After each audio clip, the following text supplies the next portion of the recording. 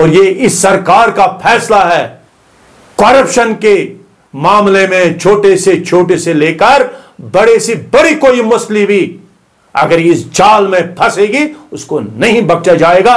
जो पिछले दिनों आपके सामने, चाहे बारामूला का आप लीजिए, चाहे आप श्रीनगर के तहसीलदार और नायब तहसीलदार को ले लीजिए, किसी को यह सरकार बख्शने वाली नहीं। पहले जमाने में लोग डरते थे बात करने से, क्योंकि उनको पता था कि यहां से अगर हम कुछ ऊपर नीचे करेंगे, ऊपर तक वो फोन गया होगा, शाम तक उन लोगों को वहां से छुड़ाएंगे, कैसे मुकाएंगे। आज लोगों को भी पता है, उन्होंने भी अपना गुस्सा निकाला है, जायज निकाला है। क्या एक नायब तहसीलदार या कोई भी एक कर्मचारी, चाहे वो छोटा से छोटा हो, बड़े से बड़ा हो, क्यों वो करप्शन करेगा? 10 बजे के अंदर अंदर अपनी ड्यूटी पर पहुंचना है। आज वो जमाना नहीं, पहले वो आधा दिन अपना काम करेगा, आधे दिन के बाद अपने साथी को फोन करेगा, यार मेरा वहां ख्याल रखना, शाम को मेरी हाजिरी डाल देना। ये भी एक बदलाव है ना, इसको भी आपको सपोर्ट करना चाहिए ना, इस सरकार को आपको मुबारकबादी देनी चाहिए ना। ये जो बिद्दतें हमारी 70 साल से यहां इस समाज में फैली हुई है, उन बिद्दतों को खत्म करने में वक्त तो लगेगा। हमारा जो डिलीशियस अमेरिकन असली मेवा जो है अब शुरू होने वाला है। हमारे व्यापारियों के हाथ इस वक्त बांधे हुए हैं, पैसा नहीं आ रहा है। मेरी आपकी वसादत से एलजी साहब से और बैंक के जो हमारे चेयरमैन साहब हैं, उनको गुजारिश करना चाहूंगा, जनाब इस टाइम को आपने जो 3 महीने का रखा था, इसको बढ़ा दीजिए। मुझे लगता है ये इन महीनों में ये मसला हल नहीं होगा। जहां आपने 3 महीने बढ़ा दिए, एक बड़ा दिल और दिखाइए कि इसको दिसंबर तक एक्सटेंड कीजिए। एसीबी को तो आप दावा दे दोगे जनाब, करो ना काम, देखो ना हमारा जो हक वो कहां गया, किन लोगों को नहीं खाया, किसके पास पहुंचा है। उन्होंने अपने लोगों की या एमएलए हजरात की या जो भी लोग हैं असेंबली में होते, उनकी तनख्वाह उन्होंने सिंगल नहीं डबल की है। बहुत बड़ा तबका परेशान हाल है, जिसको हम पीएचई के डिलीवेजर हैं, आरआरबी के डिलीवेजर हैं, फ्लोरिकल्चर के डिलीवेजर, सेरिकल्चर के डिलीवेजर हैं, जो भी हमारे, चाहे वो ये क्या नाम है रहबर ज़राअत हैं, और भी जितने भी हमारे साथ जुड़े या हमारे एसपीओ साहिबान हैं, जो 24 आवर्स एक सिपाही के साथ बराबर काम करते हैं। जो एक सिपाही हमारा 30,000, 40,000, 50,000 रुपया तनख्वाह लेता है, वहां हमारे एसपीओ को क्यों 6,000 रुपया मिलेंगे, उसको क्यों 15,000 रुपया ही मिलेंगे? मुझे लगता है यह सरासर नाइंसाफी है, लेकिन हमारे सरकार ने नहीं की है। नाज़रीन आदाब, आज के इस मुलाकात के प्रोग्राम में जनाब हमीद साहब हमारा साथ दे रहे हैं, जो बीजेपी के जनरल सेक्रेटरी हैं डिस्ट्रिक्ट बारामूला में। इनका हम प्रोग्राम में आने का खैर मकदम कर रहे हैं और शुक्रिया भी अदा करते हैं। हमीद साहब से हम सबसे पहले ये जानना चाहेंगे कि जो सरकार ने, बीजेपी सरकार ने दावा किया था कि दफ़ा 370 हटने के बाद कश्मीर में, जम्मू कश्मीर में दूध की नदियां बहेगी, घी और शक्कर लोगों में तकसीम किया जाएगा, तरक्की की राहें खुलेंगी, साफ शफाफ सरकार लोगों को फराहम की जाएगी और करप्शन से मुक्त सरकार जम्मू कश्मीर में कायम होगी। मगर अगर देखा जाएगा ज़मीनी जो हालात है, जो ज़मीनी सतह पर जो हालात है जो दिख रहे हैं, ऐसा कुछ हुआ नहीं। हमीद साहब से सबसे पहले यही हम जानना चाहेंगे कि ये दूध की नदियां और घी और शक्कर जो 370 हटने के बाद बीजेपी ने जो वादा किया था जम्मू कश्मीर में, जो अब दिखाई नहीं दे रहा है कि ज़मीनी सतह पर ऐसा कुछ हो रहा है, क्या वजह है हमीद साहब? जी शुक्रिया आप साथियों का, आपने तकलीफ़ की है यहाँ आने के लिए।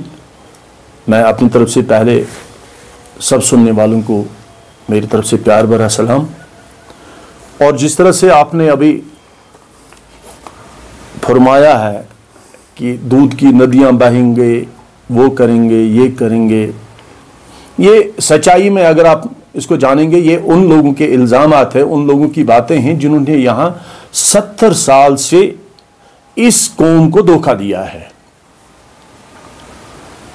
हां, दूध की नदियां बहती थी इससे पहले, इस सरकार से पहले, उन लोगों के लिए, उन लोगों के लिए जिनके हाथ में इक़्तिदार था, और उस इक़्तिदार की वजह से उनके रिश्तेदारों के रिश्तेदारों तक वो दूध की नदियां पहुंचती ही थी।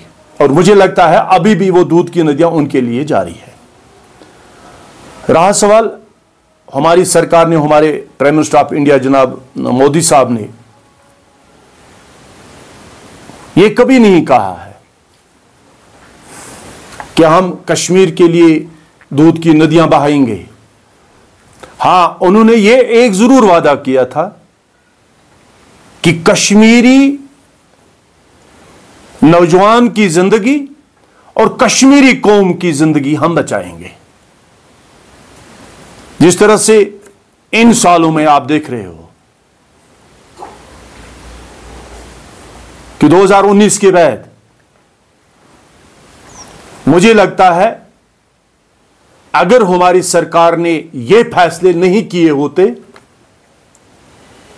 अगर उन्हीं सरकारों के हाथ में अभी इक़्तिदार होता, क्या पता कितने लोगों की यहां जाने गई होती, कितने हमारी माएं बहनें विधवा हुई होती, कितने हमारे बच्चे यतीम हुए होते। मैं अपनी तरफ से, आप मानो या न मानो, कौन क्या कहेगा, लेकिन सच्चाई यह है कि जिस तरह से इस सरकार ने 32 साल के बाद, 30 साल के बाद हमारे इस कौम को बचाया है उन ताकतों से जो कल तक अपने मुराद के लिए, अपने मुफाद के लिए यहां के बेकस और बेबस मासूम नौजवान को वर्गलाते थे, उनको उकसाते थे, उनको जज्बात में लाते थे, और उन छोटे नादानों को यह पता नहीं था कि इसका रिजल्ट क्या था और उससे होता क्या था। जो आपके सामने सारी पिक्चर है, जो कश्मीर के हर एक इंसान के सामने ये सारी कहानी है। हमारे मरगुजार भर गए, हमारे घरों के घर बर्बाद हो गए, कश्मीर में जीना महल हो गया था। घर से निकलता था बंदा, यह नहीं सोचता था शाम को मैं ठीक तरह से आ जाऊं। उनके वालिद, उनके वालिदीन, उनके परिवार वाले परेशान होते थे कि कब मेरा वो बच्चा, मेरा घर का फर्द ठीक तरह से घर पहुंचे।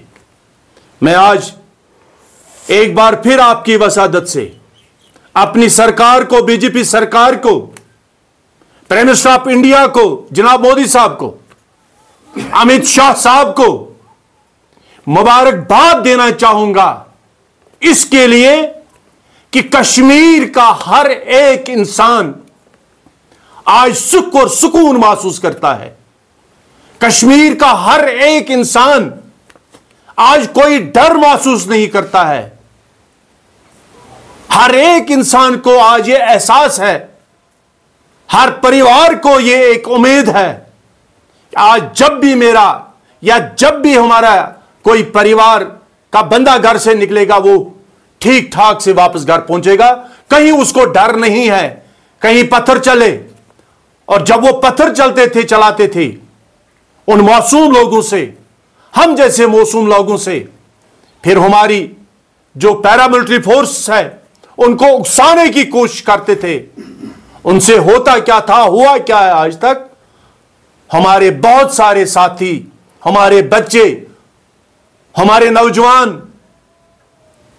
जो बेकार हो गए, जख्मी हो गए, किसी की रोशनी चली गई, किसी की आंख चली गई, किसी की टांग चली गई, किसी का सिर फट गया, कोई अपाहिज हो गया। मैं मुबारकबाद एक बार फिर देना चाहूंगा अपनी सरकार को, बीजेपी सरकार को, प्राइम मिनिस्टर ऑफ इंडिया को, कि मुझे लगता है जो सही मायनों में ये दावा करने वाले लोग जो हैं, आज के दिन मुख्तलिफ फरेब देने वाले लोग हैं, जो आपको ये कहते हैं कि दूध की नदियां बहेंगे यहां, मुझे लगता है इससे ज्यादा दूध की नदी कोई नहीं हो सकती है। जहां आज के दिन में, जहां आज के डेट में हर कश्मीरी चैन से जीता है, सुकून से जीता है और बगैर परेशानी जीता है। हमीद साहब, मैं दरअसल मेरी बात ये थी कि जो दावा कर रही थी बीजेपी, तरक्की की राहें खुलेंगी, नौकरियों के अवसर पैदा हो जाएंगे, साफ शफाफ सरकार यहाँ होगी और करप्शन से मुक्त सरकार होगी। तो ये जो मैं कह रहा था कि मगर ऐसा ज़मीनी सतह पर जो दावा कर रही है बीजेपी, कुछ दिखाई नहीं दे रहा है। ये तो मैं कह रहा था। देखिए, इसके लिए मैं आपसे अर्ज करूं कि जिस तरह से आप फरमा रहे हो कि बेरोजगारी, सही बात है, मैं मानता हूं इस चीज को, बिल्कुल तस्लीम करता हूं इस चीज को। लेकिन जितना भी आज के दिन अभी यहां सरकार नहीं है, यहां बीजेपी की सरकार नहीं है, यहां गवर्नर साहब इस स्टेट को चला रहे हैं। मैंने इससे पहले भी शायद कभी अर्ज की थी कि गवर्नर साहब के पास कितने वसाइल हैं, लेकिन उसके बावजूद भी वो दिन रात काम करते हैं और कोशिश वो कर रहे हैं जो पिछले 70 सालों से यहां से इस कश्मीर में, जो आप कहते हो नौकरी, बेरोजगारी, मुझे आप ये बताइए, हमारे 65,000 डेलीवेजरों का मसला है, हमारे 65,000 कैजुअल लेबर का मसला है। आज के दिन वो 1 लाख कुछ हजार तक इन्होंने पहुंचा दिया है। मैं मानता हूं वो मसला अभी पड़ा है, और मेरी भी आपकी वसादत से, अपने प्राइम मिनिस्टर ऑफ इंडिया से और अपने होम मिनिस्टर जनाब अमित शाह साहब से और अपने होनहार और काबिल और दयानतदार गवर्नर साहब से यह गुजारिश करना चाहूंगा। हम मानते हैं इनके साथ धोखा हुआ है, हम मानते हैं इनको अपने वोट के लिए ये इस्तेमाल करते थे, सिर्फ 3,000, 4,000, 2,500, 2,600 रुपये पर, वो भी इनको 6 महीने, 7 महीने, 8 महीने के बाद 2 महीने मिलते थे। मैं आपसे भी जानना चाहता हूं, अगर सालों साल ये सरकारें ताकत में रही है, इन्होंने इनको बस एक कैजुअल लेबर खड़ा किया था, क्या इनकी नीयत सही थी? 2014 तक ये इक़्तिदार में थे, इन्होंने कभी इनके बारे में सोचा? इनकी जो सैलरी है, इनकी जो तनख्वाह है वो कम है, हम इनको बढ़ा देंगे? या उन सरकारों ने, जो सरकारें आज के दिन हमारी सरकार से सवाल करते हैं, मैं जानना चाहता हूं, पहले मैं पूछना चाहता हूं उन लोगों से, आप तो ताकत में थे, आप तो इक़्तिदार में थे, कल तक इन लोगों को आपने बेयारो मददगार छोड़ दिया था। मैं फिर भी आपकी वसादत से अपने गवर्नर साहब को और अपने सरकार को मुबारकबाद देना चाहूंगा, जिन्होंने इनकी ऑर्डर, जिन्होंने इनकी तनख्वाह रेगुलर बना दी है। एक एसपीओ की तनख्वाह 2,500 रुपये थी, उसको 6,000 तक पहुंचा दिया है, जिसकी जितनी सर्विस आज के दिन हमारे एसपीओ साहिबान 18,000 रुपये भी तनख्वाह लेते हैं, और हमारे जो कैजुअल लेबर साहिबान हैं, जिनका मैंने अभी आपसे अर्ज किया है कि उनका मसला अभी पड़ा है, आज के दिन वो 9,000 रुपया तनख्वाह लेते हैं। ये तो इसी सरकार ने दिया ना, ये हमारे लेफ्टिनेंट गवर्नर साहब ने इनको दे दिया ना, ये जनाब नरेंद्र मोदी जी ने इनको दे दिया ना, ये बीजेपी सरकार ने ही इनके लिए सोचा है ना। और मैं आपको यकीन देता हूं, मुझे उम्मीद है आज के दिन अपने प्राइम मिनिस्टर पर और अपने होम मिनिस्टर पर और अपने जो हमारे एलजी साहब हैं, जो ध्यानदार और ईमानदार एलजी साहब हैं, मुझे उम्मीद है ये जो मसला अभी पड़ा है इन कैजुअल लेबर हजरात का, चाहे वो राबर खेल है, राबर जिरात है, या और कोई मुलाजिम है हमारा जो कैजुअल बसत कैजुअल लेबर या नीड बेस काम कर रहे हैं, मैं आपकी वसादत से एक बार फिर जनाब मनोज सिन्हा साहब से गुजारिश करना चाहूंगा, जनाब इनके साथ अभी तक ज्यादतियां हुई, इनको वोट बैंक के तौर पर इस्तेमाल किया गया है। सही मायनों में उन लोगों की नीयत इनके लिए ठीक नहीं थी। अगर उनकी नीयत ठीक होती तो फिर यह आज तक आपके ऊपर यह मसला नहीं पहुंच पाता। मैं मुबारकबाद आपको देना चाहूंगा, जहां 2500 1500 ये लेते थे, आज के दिन ये अभी महंगाई के लिहाज से कम है, लेकिन फिर भी जिन लोगों ने उनको यहां पर खड़ा किया था और बेयारो मददगार छोड़ दिया था, आज फिर भी वो उनको दिखता है कि हमारे जेब में 8000 9000 5000 6000 रुपए हर महीने आते ही हैं। एक दिन ये तो एसपीओ 1500 रुपया लेता था, क्या कभी इनको इनकी याद नहीं आई? और जब जब भी इन लोगों को जरूरत पड़ी, जब इनको अपनी तनख्वाह बढ़ानी होती है, उस वक्त ये लोग कभी दाएं बाएं किसी से नहीं पूछते थे हमारे स्टेट में इनकम कितनी है, सोर्स कितनी है, हमारी बजट कितनी है। उन्होंने आंखें बंद करके अपनी तनख्वाह को डबल किया है, कभी इन लोगों के लिए कुछ नहीं किया है। और जहां तक रोजगार का सवाल है, रोजगार हमारी सरकार, हमारा एलजी साहब आस्ता आस्ता दे रहा है, आस्ते आस्ते दरवाजे खुल रहे हैं। यह 70 साल एक परेशानी है। यहां 70 साल से कुछ लोग ऐसे ब्यूरोक्रेट बैठे हैं, कुछ ब्लैक शीटर्स बैठे हैं, जो हर वक्त एक हकदार का हक छीनकर अपने लोगों तक पहुंचाने की कोशिश करते थे। और मैं आज के दिन आपकी वसादत से अपने मनोज सिन्हा साहब, जो हमारे लेफ्टिनेंट गवर्नर साहब है, मुबारकबाद देना चाहूंगा। उनको लगा पिछले दिनों में जहां हमारे सब इंस्पेक्टर लड़कों की भर्तियां हो गई थी, उसमें धांधली हो गई। और मैं बबाएंगे दोहल कहना चाहूंगा, ऐसी धांधलियां कितनी आज तक हुई ये पूछो ही मत। लेकिन हमारी सरकार ने फैसला किया है, इस स्टेट को हम करप्शन मुक्त बनाएंगे। जिनका हक होगा उनको यह हक मिलना चाहिए, और सब लोगों को हमें मिलकर इस गवर्नर साहब को मुबारकबाद देना चाहे, जिन्होंने परसों यह फैसला किया, उस लिस्ट को कलअदम करा दिया है। रहा सवाल करप्शन का, कहां थी आज तक? इससे पहले भी हमारी यहां एक एजेंसी हुआ करती थी जो इस करप्शन को देख रेख करते थे, लेकिन उनके हाथ भी बांधे हुए थे। पिछले सरकारों ने उनके हाथ बांध कर रखे थे। और आज जो हमारी एसीबी यहां काम कर रही है, हमारी ईडी यहां काम कर रही है, खुले दिल से ईमानदारी से उनको फ्री हैंड दिया गया है। उनसे कहा गया है कि जहां भी आपको लगे किसी का हक छीना जा रहा है, जहां भी आपको लगे कहीं करप्शन हो जाती है, उनको बख्शना नहीं है। ये मिसालें आपके सामने हैं। चाहे वो श्रीनगर का मसला है, जो पिछले दिनों में वो अकाउंट असिस्टेंट वगैरह जो कुछ था, या सब इंस्पेक्टर लिस्ट था, ये सब इंस्पेक्टर का लिस्ट था, साबित कर दिया हमारे गवर्नर साहब ने कि मैं कभी भी कंप्रोमाइज नहीं करूंगा, कभी नहीं करूंगा करप्शन के ऊपर कंप्रोमाइज। और मैं आपको एक बात, एक दिन हमारी गवर्नर साहब से मुलाकात हुई है। ये एक पॉलिटिशियन है और दीनदार इंसान है, ईमानदार इंसान है।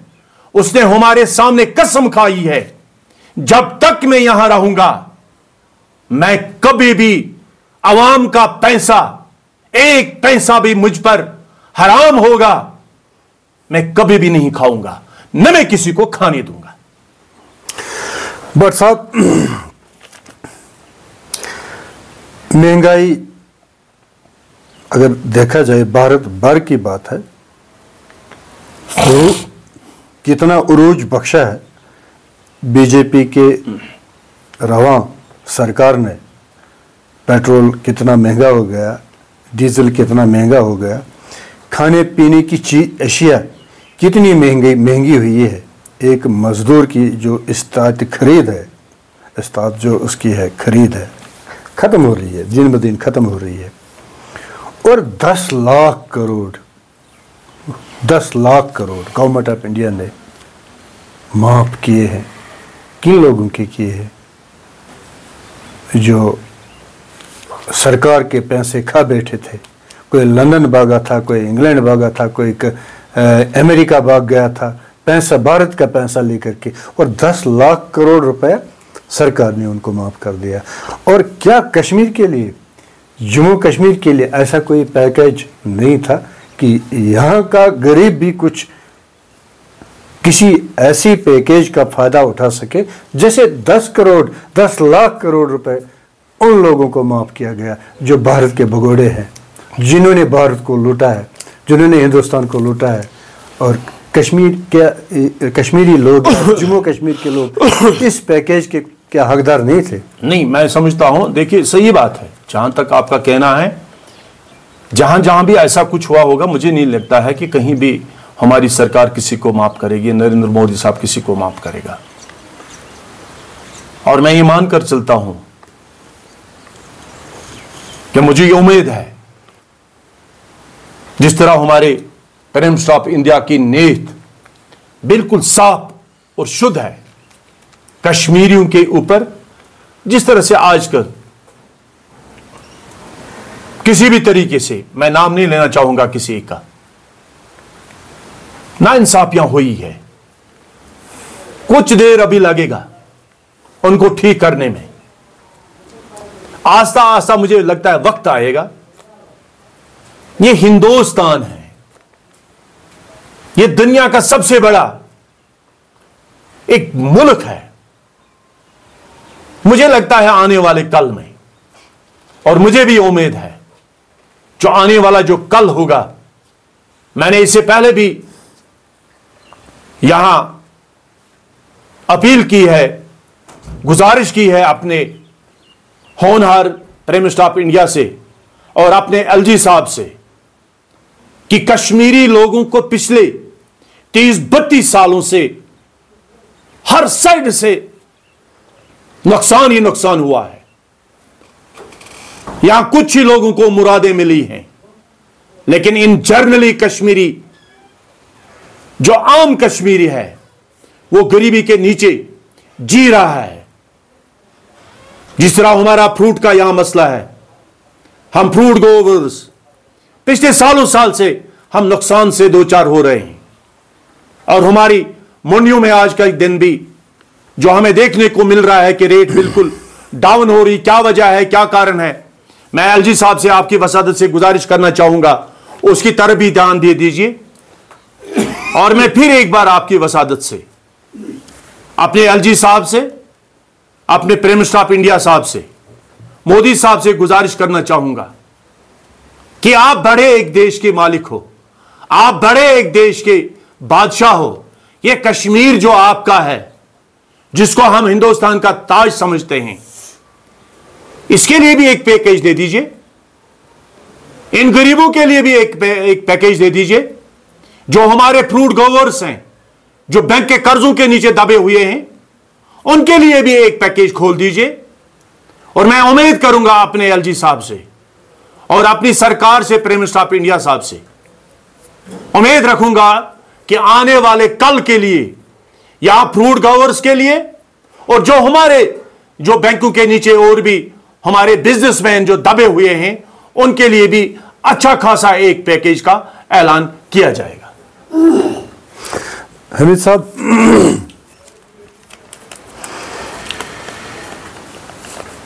एलजी मनोज सिन्हा साहब ने इंडिपेंडेंस डे पर एक ऐलान किया है, जिसके तहत उन्होंने SRO 202 के तहत जो प्रोबेशनरी पीरियड एक सरकारी मुलाजिम को देना होता था बिल्कुल कम तनख्वाह पर, वो उसने ख़त्म कर दिया। अब वो ये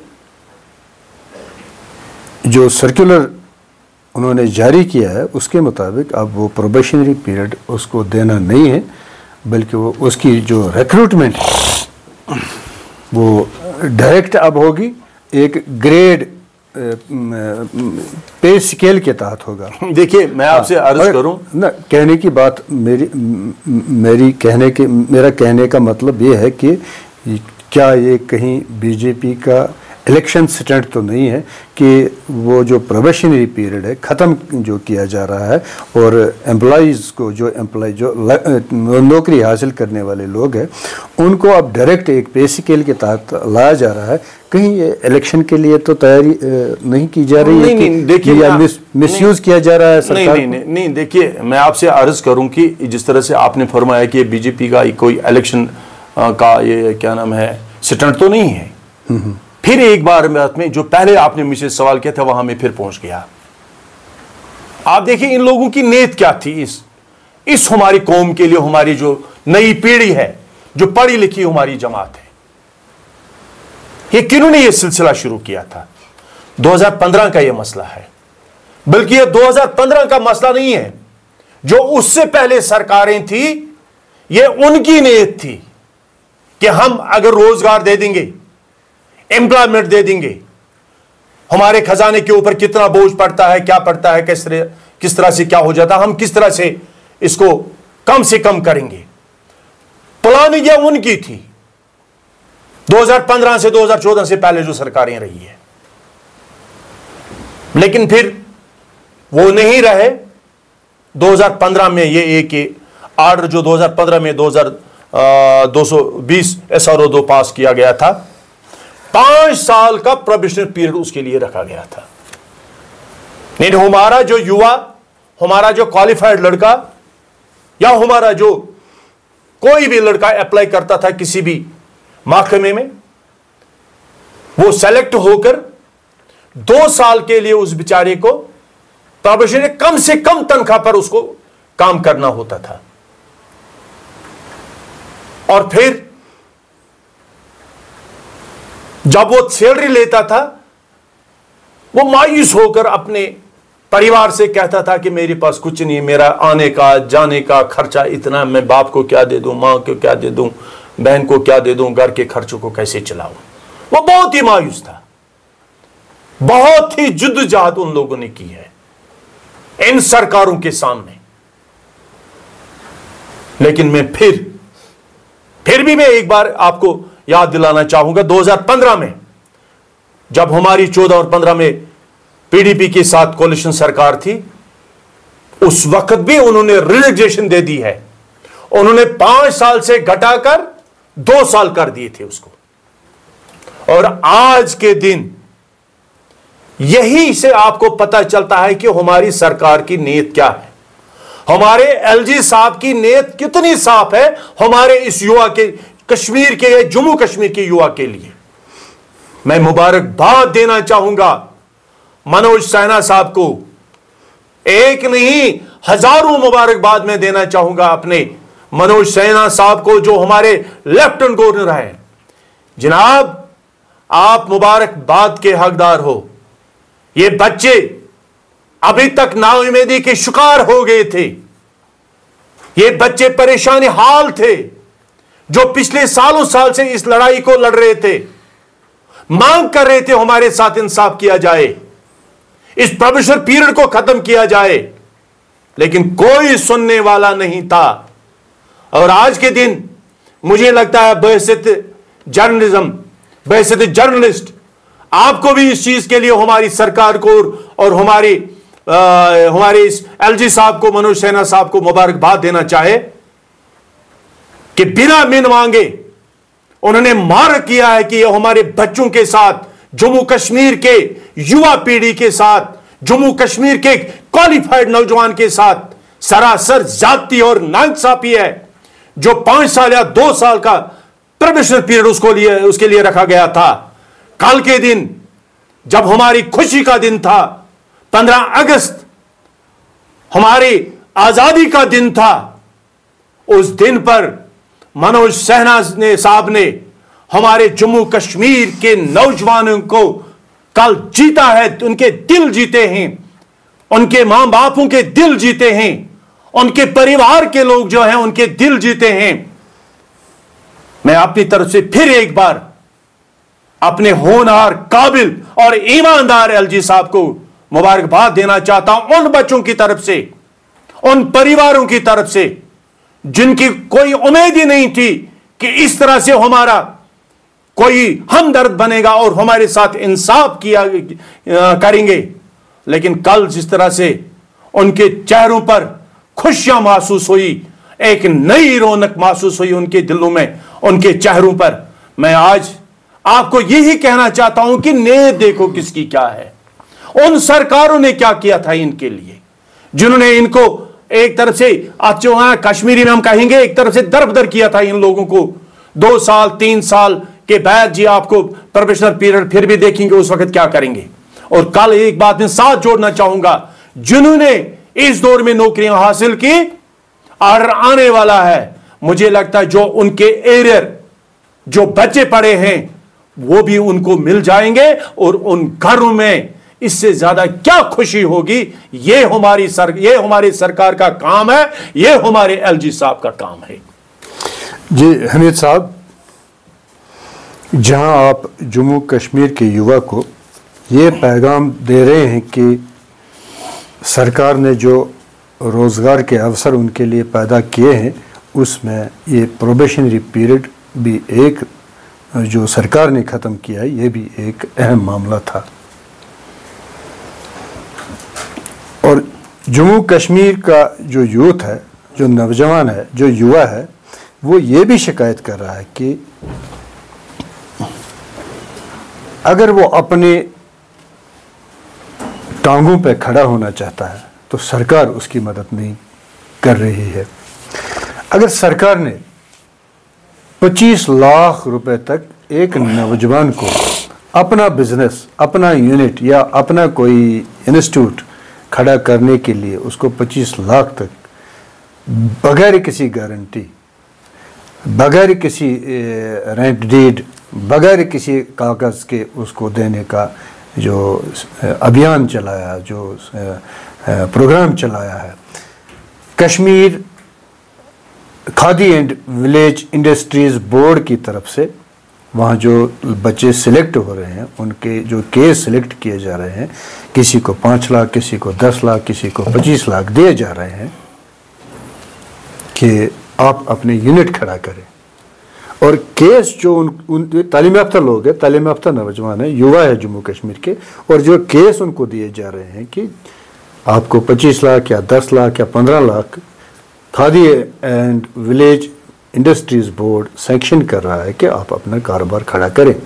जब वो केस जम्मू कश्मीर बैंक के किसी ब्रांच पर आ जाता है तो वहाँ पे ये नौजवान, ये तालीम याफ्ता युवा जम्मू कश्मीर का यूथ है, बिल्कुल निराश होता है, परेशान होता है, उसको किया जा रहा है परेशान।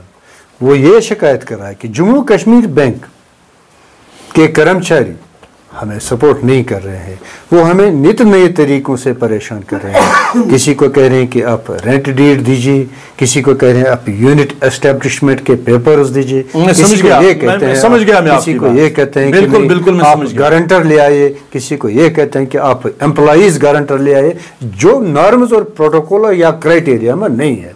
अब एक तरफ से आप ये पैगाम दे रहे हैं जम्मू कश्मीर के युवा को, सरकार अवसर पैदा कर रही है नौजवानों के लिए, यूथ के लिए, जहां उन्होंने वो ख़त्म किया है प्रोबेशनरी पीरियड एक नौजवान के लिए जो उसको देना था, और दूसरी तरफ जो सरकार ने यही एक स्कीम चलाई थी इसी नौजवान के लिए कि वो अपनी टांगों पे, अपने पैरों पे खड़ा हो जाए।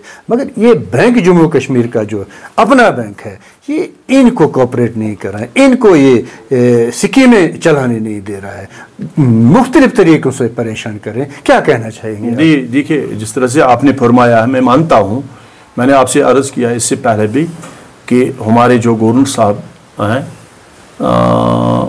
मुझे नहीं लगता है कि जो उन्होंने, हमारी सरकार ने, चाहे सेंट्रल गवर्नमेंट ने, हमारी जो सरकार है, उन्होंने स्कीमें यहाँ कुछ लॉन्च की है, तो वो ग्राउंड पर आकर उस पर इम्प्लीमेंट न किया जाए या कोई न करे, उसको कोई बख्शेगा। जहां तक आपका ये सवाल है, मैं मानता हूं कुछ हमारे ऐसे लोग हैं, हमारे ही में से ही कुछ ऐसे लोग हैं जो हमारे नौजवानों को अड़चने पैदा करते हैं, मुख्तलिफ बहाने बनाते हैं। बिल्कुल मैं आपके साथ सहमत हूं, कुछ ऐसे कर्मचारी हैं, लेकिन सब एक जैसे भी नहीं हैं। कुछ बहुत सारे साथी हैं जो हमसे आज के दिन अप्रोच करते हैं और कहते हैं कि मैंने ये काम शुरू किया, ये काम शुरू किया, वो स्कीम मैंने ले ली, ये स्कीम ले ली, कि मैं आज के दिन अपना काम कर रहा हूं, इस तरह से कर रहा हूं, वो काम कर रहा हूं, ये काम कर रहा हूं। वो इस चीज को मानते हैं कि सरकार की तरफ से हमें मुराद मिल रही है, सरकार की तरफ से जो हमें बेनिफिट देने थे वो हमें मिल रहे हैं, बैंकों की तरफ से भी हमें मिल गई ये चीजें, तब जाकर अपनी टांगों पर हम खड़ा होने जा रहे हैं।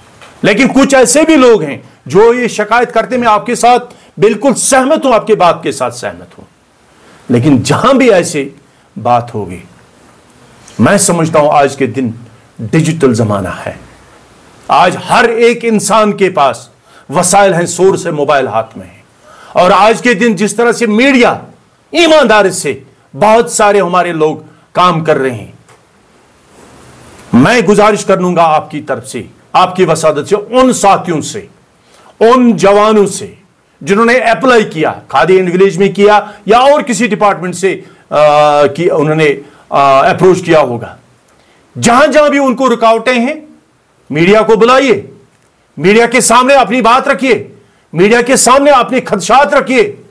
एलजी साहब से थ्रू मीडिया एक बार आप गुजारिश कीजिए कि जनाब फलानी शख्स, फलानी बंदा, फलानी ब्रांच, फलाना बैंक, फलाना मैनेजर या फलाना अफसर, जो आप हमें स्कीम दे रही हो, जो सेंट्रल गवर्नमेंट हमें स्कीमें दे रही है, यह हमें रिकॉर्ड यहां बना हुआ है, मुझे नहीं लगता उसको बख्शा जाएगा, मुझे नहीं लगता उसको बख्शा जाएगा। और मैं आपको भी यह गुजारिश करना चाहूंगा, आपका जो काम है ईमानदारी से, ध्यानदारी से, जिस तरह से आप कर रहे हो, मैं आपकी वसादत से और मीडिया भाइयों से जो इस पेशे से वाबस्ता हैं गुजारिश करना चाहूंगा कि ऐसे जो मसले हैं जहां हमारे नौजवानों को सामने रुकावटें आती हैं या उनको कोई रुकावट खड़ा करता है, जो भी हो उसको उजागर कीजिए, उसको उछालने की कोशिश कीजिए, कंसर्न एडमिनिस्ट्रेशन तक उसको पहुंचाने की कोशिश कीजिए, कंसर्न जो हमारा एलजी साहब यहां बैठा हुआ है उन तक उसको पहुंचाने की कोशिश कीजिए। मुझे लगता है एक बार अगर किसी की आवाज आपकी वसादत से ऊपर चली जाएगी, आइंदा कभी किसी के साथ नाइंसाफी नहीं होगी।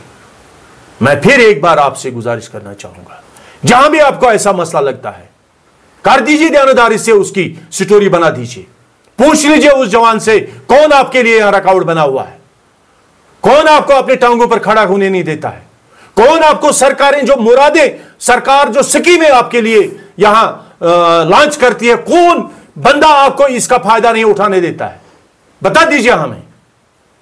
मुझे लगता है अगर आप एक बार, दो बार या तीन बार किसी 2-3 बंदों की स्टोरी करोगे, जो और भी साथी हमारे, जो और भी नौजवान हमारे, जो और भी हमारा अनएम्प्लॉयड यूथ इस ताक में बैठा है कि मैं भी ये स्कीम हासिल करके अपने टांगों पर खड़ा होना चाहता हूं, मुझे लगता है उनके लिए भी ये रास्ता आसान बनेगा और उनके मसले भी हल हो जाएंगे आपकी वसादत से।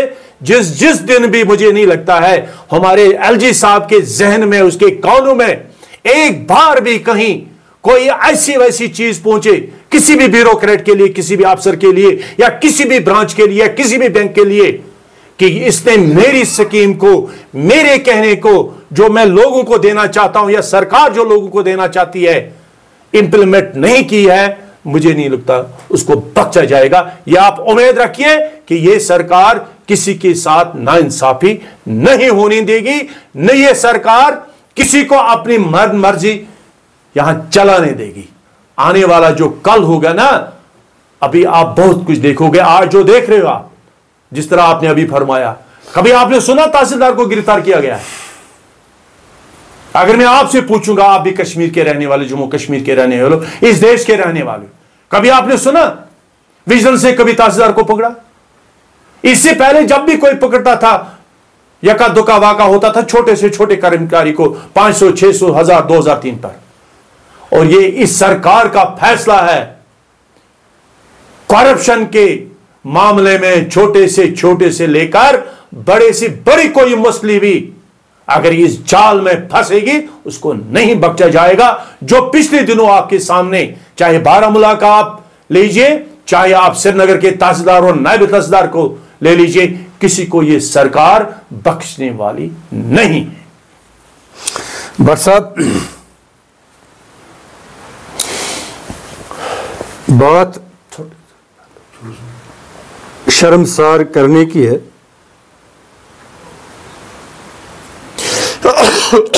हम शर्मसार हो रहे हैं ये कहते हुए कि एक नायब तहसीलदार को रिश्वत लेते हुए लोगों ने पकड़ा, उसके जेब से पैसे निकाले, उसको घसीटा गया और फिर क्या हाल हुआ उसका अल्लाह जाने, अल्लाह जाने। मगर सवाल यह पैदा हो रहा है कि ये जो करप्शन का जो ये नासूर है, जो हम अब जायज़ समझते हैं, ये नाजायज़ नहीं है। हमारा दिल अब ये कहता है कि ये जायज़ है, कि ये हराम की जो कमाई है, हराम की जो दौलत है, जो हम ले आ रहे हैं, ये जायज़ है हमारे लिए। एक नायब तहसीलदार ये समझता है, उसको एक भेड़िए की तरफ लोगों ने घसीट कर उसके जेब से पैसे निकाले हैं और उस पर इतना थूका कि मुझे लगता है ये हमारे लिए शर्म की बात है। मगर सवाल ये है, एक कर्ज मुक्त स्कीम जेके बैंक ने चलाई है, जिस पे 40% वो सब्सिडी दे रहे हैं, डिस्काउंट कर रहे हैं कि कर्ज जिसने जो भी कर्जा लिया है उसको ख़त्म करने के लिए। अपने यहाँ फ्रूट ग्रोवर्स है जो कई साल से, एक दहाई से परेशान है, कर्जे के बोझ के तले दबे हैं। उन्होंने ये शिकायत की कि इस स्कीम का फ़ायदा उन्हें लाभ नहीं मिल रहा है, क्योंकि जो हमारा सीज़न है वो अभी आया नहीं, हम पैसे नहीं दे सकते हैं, हम ये जो 60% देना है वो नहीं दे सकते हैं, क्योंकि उनका अभी कारोबार में रुकावट है, कारोबार पूरी तरह से शुरू नहीं हुआ, वो इतना पैसा नहीं दे सकते हैं। उसके लिए उन्हें एक और डेट बढ़ाने की ज़रूरत है, टाइम देने की और ज़रूरत है। तो बहसियत जनरल सेक्रेटरी बीजेपी, मैं आप इस सिलसिले में क्या मदद करना चाहेंगे इन फ्रूट ग्रोवर्स? मैं आपकी वसादत से सबसे पहले इस बात को आप याद रखेंगे, दोबारा मुझे दोहराएंगे।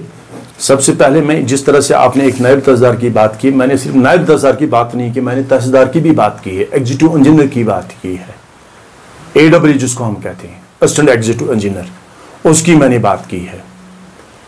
लोगों ने जिस तरह से आप अभी फरमा रहे थे उस तरह से क्या हाल उसका किया है, किस तरह से उसको घसीटा गया है वगैरह, यहां भी आपको इस LG साहब को और हमारी सरकार को मुबारकबाद देना पड़ेगा। ईमानदारी से अगर आप सोचेंगे तो आज इससे पहले भी लोग ये चीजें मानते थे, ये चीजें सुनते थे, ये चीजें देखते थे, लेकिन किसी की हिम्मत नहीं होती थी कि वो इस तरह से, जिस तरह से जो आपने फरमाया है उसके साथ सलूक करते। आज अगर यह हिम्मत लोगों में मिली है, आज अगर लोगों ने इस तरह से हिम्मत की है, दाद देना चाहे आपको, उनको पता है आज जो हम करेंगे ये सरकार इन लोगों के खिलाफ है, हमारे खिलाफ कोई कार्रवाई नहीं होगी। पहले जमाने में लोग डरते थे बात करने से, क्योंकि उनको पता था कि यहां से अगर हम कुछ ऊपर नीचे करेंगे, ऊपर तक वो फोन गया होगा, शाम तक उन लोगों को वहां से छुड़ाएंगे, कैसे मुकाएंगे। आज लोगों को भी पता है, उन्होंने भी अपना गुस्सा निकाला है, जायज निकाला है। क्या है, एक नायब तहसीलदार या कोई भी एक कर्मचारी, चाहे वो छोटा से छोटा हो, बड़े से बड़ा हो, क्यों वो करप्शन करेगा? उसकी जो ड्यूटी है, उसका जो तनख्वाह है, लोग उसको दे रहे हैं, आम जनता उनको दे रही है अपनी खिदमत के लिए। जितना भी उसके पास था, जो भी उसको मिलता है, चाहे 20,000 मिलते हैं, 30,000 के, 40,000, 50,000, 60,000, 70,000, जिसको जो ओहदा मिला है, क्यों वो करप्शन करेगा? ये सूर खाने के बराबर है। जिसके लिए आप फाइज हो, आप उससे पैसा लेते हो। नहीं होना चाहिए ऐसे। अपने जमीर को पूछना चाहे, जहां आपका जमीर मरता है, क्यों आप ऐसा काम करते हो? अपने ही लोगों से आप करप्शन करते हो। लेकिन फिर भी मैं एक बार आपसे और अपनी सरकार को मुबारकबाद देना चाहिए। यह हिम्मत है, यह लोगों को पता है, यह सरकार इसमें कॉम्प्रोमाइज करने वाली बात नहीं है। यहां शाम को नहीं दाएं बाएं हमारे एलजी साहब को कोई फोन करेगा, जनाब ये मेरा है, ये फलानी है, इसको छोड़ दो आप। यहां भी आपको हमारे एलजी साहब को और हमारी सरकार को मुबारकबाद देना चाहिए, क्योंकि जो इस सरकार की नीयत है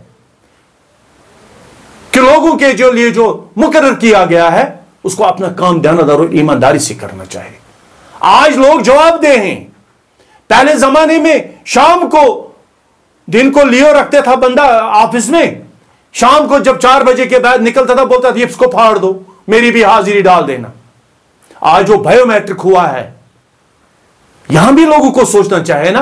आप जर्नलिस्ट को, इस सरकार को मुबारकबाद देना चाहिए ना, उस हमारे एलजी साहब को मुबारकबाद ही देनी चाहिए कि आज बंदा सुबह आएगा, वो सीधा कैमरा में कैद हो जाएगा, उसका पता चलेगा कितने बजे आया और कितने बजे तक ये काम कर रहा है। जब वो शाम को निकलेगा, वो कैमरा में कैद हो जाएगा, उसके पंच वहां मौजूद होंगे, उसका पता चलेगा इसने ईमानदारी से अपना टाइम यहां ड्यूटी दी है या नहीं दी है।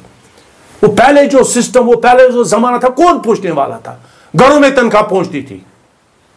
आधे लोगों को पता ही नहीं था कि कौन मुलाजिम, आधे वो भी लोग हैं, आप यकीन नहीं करेंगे, पिछले सरकारों में वो कभी दफ्तर गए ही नहीं, उनको घरों में ही तनख्वाह मिलती थी, उनके घरों में उनको नौकर बनाकर रखा था। लेकिन आज इस निजाम को हमारी सरकार ने, हमारे एलजी साहब ने बदल डाला है। आज हर एक मुलाजिम को पता है कि मैंने सुबह 10 बजे के अंदर अंदर अपनी ड्यूटी पर पहुंचना है। आज वो जमाना नहीं, पहले वो आधा दिन अपना काम करेगा, आधे दिन के बाद अपने साथी को फोन करेगा, यार मेरा वहां ख्याल रखना, मेरी शाम को मेरी हाजिरी डाल देना। ये भी एक बदलाव है ना, इसको भी आपको सपोर्ट करना चाहिए ना। इस सरकार को आपको मुबारकबादी देनी चाहिए ना। ये जो बिद्दें हमारी 70 साल से यहां इस समाज में फैली हुई है, उन बिद्दों को खत्म करने में वक्त तो लगेगा, वक्त तो आएगा, वक्त लगेगा। इस नासूर को खत्म करने में वक्त लगेगा, इस बीमारी को खत्म करने में कुछ समय तो चाहिए ना। लिहाजा मैं यहां भी आप सब से गुजारिश करना चाहूंगा, जहां जहां भी ऐसा कुछ हो रहा है, आप मीडिया वालों पर ज्यादा नजरें लगी है। हमारे जो बहुत सारे मीडिया वाले लोग ध्यानदारी से, ईमानदारी से लोगों की आवाज बनते हैं। पहले जमाने में मीडिया को लाते लाते श्रीनगर से एक बंदे को सोच वहां घुमाना ही नहीं था। आज के दिन हर जगह पर जिस तरह हमारी मीडिया फैली हुई है, मुझे लगता है आपको इसके लिए काम करना पड़ेगा, ध्यानदारी से काम करना पड़ेगा, तब ये नासूर खत्म हो जाएगा। जहां भी आपको लगता है इस समाज के खिलाफ, हमारे दुश्मन, हमारे कौम के खिलाफ, हम लोगों के खिलाफ, हम गरीबों के खिलाफ यहां नाइंसाफियां हो रही है, जो लोग कर रहे हैं उनको आपको उजागर करना चाहिए। दूसरा सवाल जो आपने मुझसे किया है, बैंक, जिस तरह सरकार ने एक स्कीम निकाली, मैं एलजी साहब से गुजारिश करना चाहूंगा, क्योंकि हमारा जो पास है, इस स्टेट का जो हेड है, वो हमारे मनोज सिन्हा साहब हैं, और उनकी वसादत से मैं अपने जो चेयरमैन साहब हैं हमारे जेके बैंक के, जिस तरह से आपने नजरसानी की थी, एक स्कीम लॉन्च की थी, जिन लोगों के ऊपर कर्जा हुआ है उनको आपने छूट दी है कि इतने महीने में इस कर्जे को आप खत्म कीजिए, इसको वापस कीजिए, और सरकार आपको इसके लिए ये बेनिफिट दे रही है। सही बात है, आपका बिल्कुल फरमाना है कि आज जो हमारा फ्रूट का सीजन है अब चलने वाला है, चल पड़ा है। अभी 1-2 महीने में हमारा जो डिलीशियस अमेरिकन असली मेवा जो है अब शुरू होने वाला है। हमारे व्यापारियों के हाथ इस वक्त बांधे हुए हैं, पैसा नहीं आ रहा है। मेरी आपकी वसादत से, मेरी आपकी वसादत से, एलजी साहब से और बैंक के जो हमारे चेयरमैन साहब हैं, उनको गुजारिश करना चाहूंगा, जनाब इस टाइम को आपने जो 3 महीने का रखा था, इसको बढ़ा दीजिए। मुझे लगता है ये इन महीनों में ये मसला हल नहीं होगा। जहां आपने 3 महीने बढ़ा दिए, एक बड़ा दिल और दिखाइए कि इसको दिसंबर तक एक्सटेंड कीजिए, ताकि दिसंबर तक हमारे लोगों को जो वहां से पैसा आएगा वो इस चीज का, इस स्कीम का फायदा उठाएंगे। अगर आपने इस स्कीम को इन्हीं दिनों में बंद कर दिया तो मुझे नहीं लगता है इसका फायदा हर एक हमारे व्यापारी या हमारे ग्रोवर को या हमारा जो वो शख्स जो फ्रूट के साथ जुड़ा हुआ है, उसको बैंक का कर्जा है, नहीं उठा पाएगा। लिहाजा मेरी फिर एक बार चेयरमैन साहब जो हमारे जेके बैंक के हैं और एलजी साहब से, मनोज सिन्हा साहब से गुजारिश करना चाहूंगा, जनाब इस स्कीम का टाइम और बढ़ा दीजिए, 2-4 महीने 5 महीने और बढ़ा दीजिए, ताकि ये लोग, हमारा जो ये कंसर्न इसके साथ जो लोग हैं, इसका फायदा उठा सकें। हाँ भट्ट साहब, अब आपसे आखिरी सवाल हम ये पूछना चाहेंगे कि जम्मू कश्मीर में एक एहतसाब कमीशन भी है जो कई दहाइयों से काम कर रहा है, जिनका काम ये होता है कि जो लोग आमदनी से ज़्यादा जायदाद रखते हैं उनका मुहासिबा किया जाना चाहिए, कर रहे हैं। और आजकल का जो सिनेरियो है जम्मू कश्मीर का, क्या पैगाम है आपका एहतसाब कमीशन के नाम, जो अभी कोई मुझे नहीं दिख रहा है कि कोई कार्रवाई कर रहे हैं।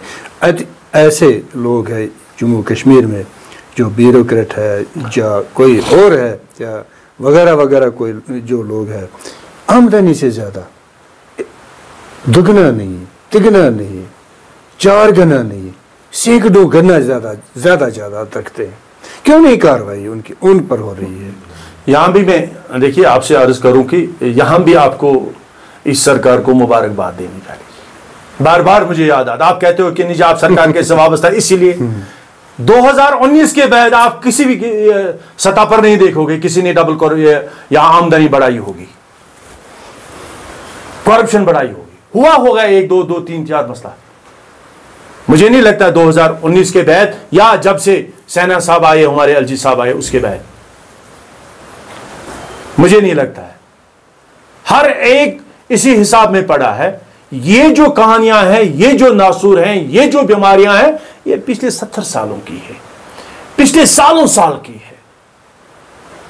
मुझे नहीं लगता है सरकार किसी को बख्श देगी, मुझे नहीं लगता है ये सरकार किसी एक को भी बख्श देगी जिसने भी इस कौम के साथ नाइंसाफी की है, जिसने भी इस कौम का हक खाया है।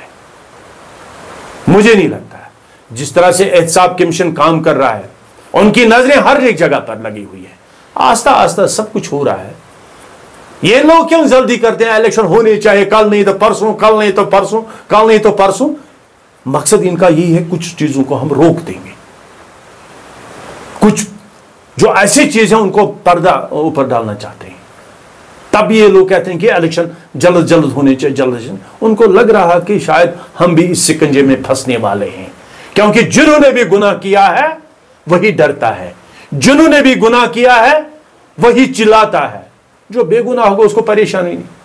हम जैसे गरीब लोग, हमें क्या है, हमसे क्या लेंगे, हम क्यों डरेंगे? हम तो सपोर्ट करेंगे इस सरकार को, हम तो मुबारकबाद देंगे इस सरकार को। आप जैसे लोग तो इस सरकार को चाहेंगे नहीं जनाब काम करो, एसीबी को तो आप दाव दे दोगे, जनाब करो ना काम, देखो ना हमारा जो हक वो कहां गया, किन लोगों को नहीं खाया, किसके पास पहुंचा है।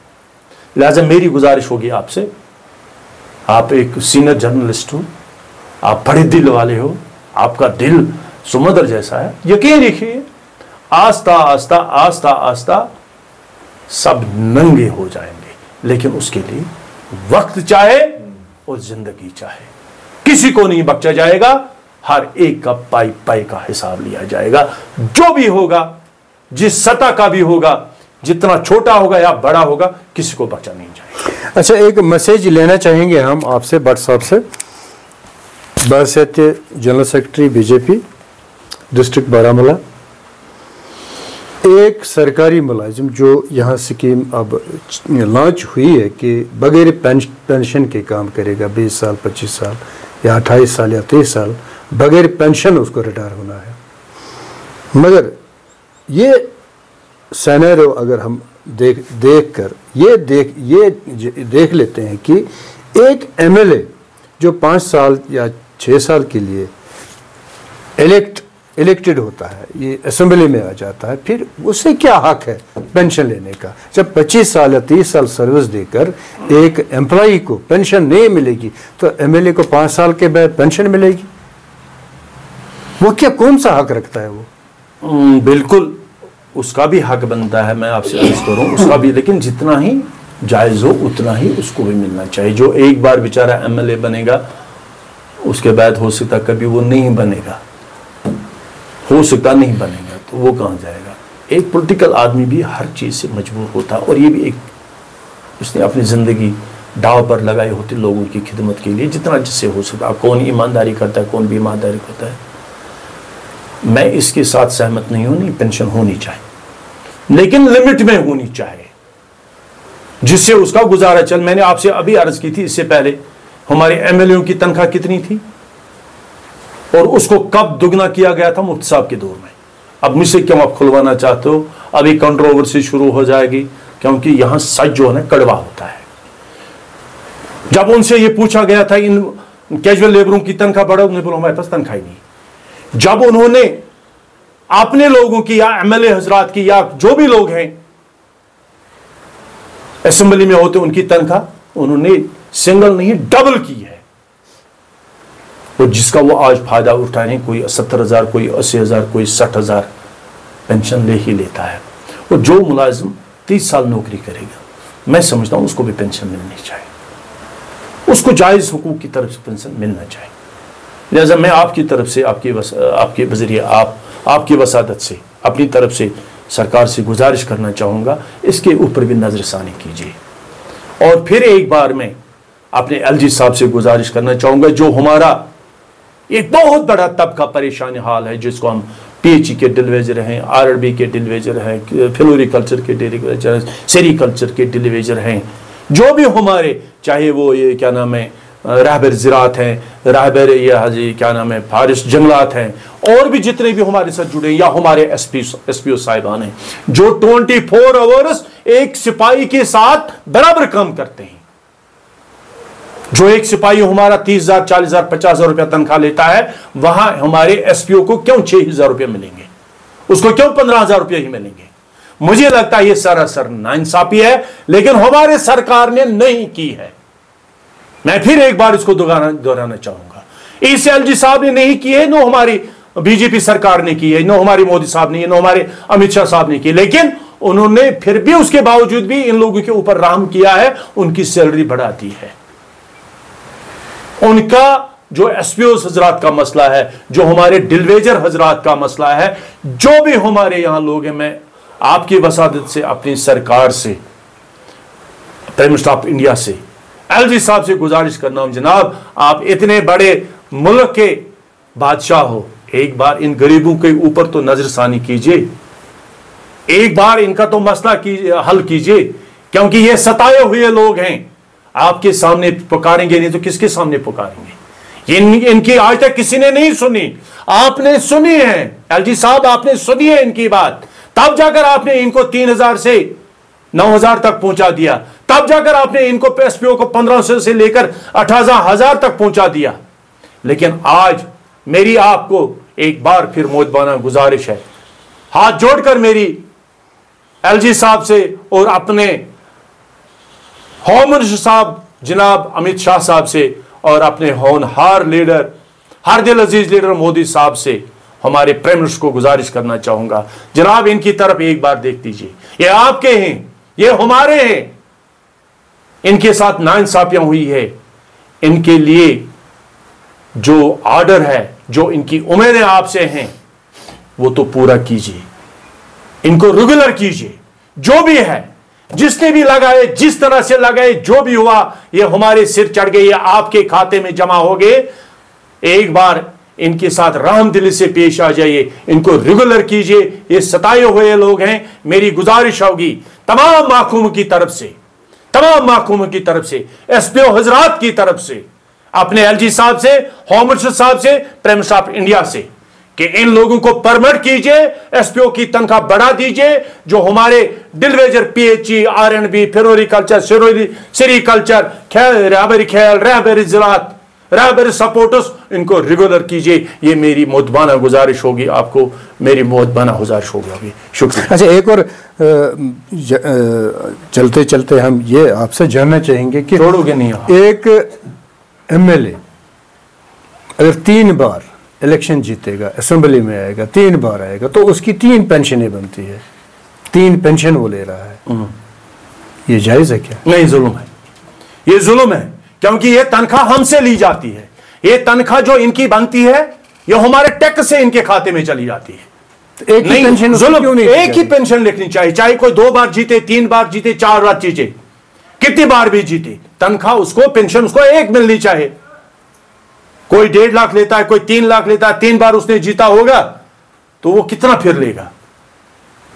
नहीं, ये सरासर जुल्म है। इस पर सरकार को नजरसानी करनी चाहिए। मैंने आपसे अर्ज किया, पेंशन रहनी चाहिए, एक एमएलए को भी पेंशन होनी चाहिए, लेकिन जितना उसका दायरा बनता है, हक बनता है, उतनी। ये नहीं 1 नहीं 2 नहीं 3 बार उसने इलेक्शन जीता होगा, लाख तो 3 लाख उसके बनते। मुझे लगता है ये सरासर नाइंसाफी है। ये आम जनता के साथ नाइंसाफी है। ये आम जनता का जो पैसा है वो मिसयूज हो जाएगा इस तरह से। पेंशन मिलनी चाहिए, उस बंदे को मिलनी चाहिए, जरूर मिलनी चाहिए, लेकिन उतनी ही जितना हक होगा और जायज होगा। मेरी सरकार से, आपकी वसादत से गुजारिश होगी, एलजी साहब से आपकी वसादत से गुजारिश होगी, इस पर जनाब नजरसानी कीजिए, इस कौम को बचा लीजिए इन चीजों से, इन परेशानियों से, और इस तरह से जिस तरह हमारा पैसा मिसयूज हो जाता है। शुक्रिया जनाब, आपका बहुत बहुत शुक्रिया। नाजरीन,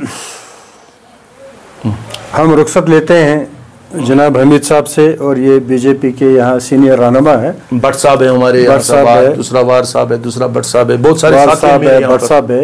ये इलाका रफियाबाद के सीनियर रहनुमा है बीजेपी के। इनका हम इस प्रोग्राम में आने का तहे दिल से शुक्रिया अदा करते हैं और खैर मकदम भी करते हैं। आज के इस प्रोग्राम में भट्ट साहब ने दिल खोल के बात की है, इनका भी हम तहे दिल से शुक्रिया अदा करते हैं। अस्सलाम वालेकुम। मैं शुक्रिया आपका फिर एक बार करता हूं। आपने ज़हमत किया, आपने तकलीफ किया यहाँ आने के लिए, लेकिन होना चाहिए इस तरह से लोगों को, मसलों को एड्रेस किया जाए। मैं एक बार फिर आपको, आपके साथी का तहे दिल से शुक्रिया अदा करना चाहूँ। शुक्रिया।